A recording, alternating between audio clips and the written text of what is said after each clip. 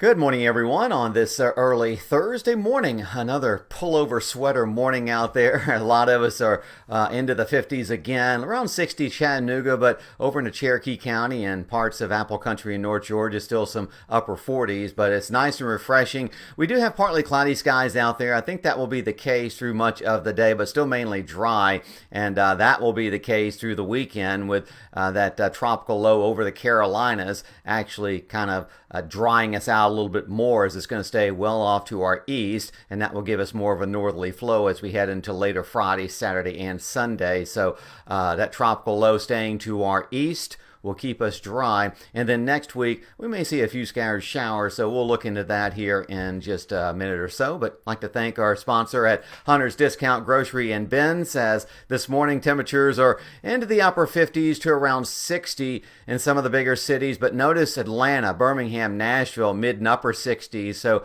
not as refreshing in the downtown areas, but still in the outlying areas, we're able to release that late evening heat and evacuate that and enjoy nice, pleasant weather through the overnight. So it's energy efficient out there. And as we take a look at a little wider picture, I wanted to show you a couple of features. Basically, notice we have a few clouds over us, but still mainly dry. And there you see that tropical low that could become a depression or maybe a storm before it pushes on shore. Don't think that's going to become a hurricane, but looks like it's going to be moving into the Carolinas. Notice lots of rain and really unsettled weather, especially for 2/3, or at least from the middle of North Carolina, Virginia, and South Carolina on over through the coast, and that will continue. But it starts to pull onto the north as we head into Friday evening and Saturday, and with that drags that slightly cooler and drier air down to the south, as it really won't be much cooler than it is now, but it'll keep it dry and less humid, so at night we'll fall into the 50s. Looks like lower 80s for highs, with that unsettled weather staying off to the north and east. Over parts of Missouri into the Ozarks, seeing another little weather system trying to move in, and if that tropical low clears and moves on to the north fast enough, that may push in for next week and give us a few scattered showers. So that's something that we'll continue to watch as our supercast shows basically a quiet weekend with that tropical low moving on to the north.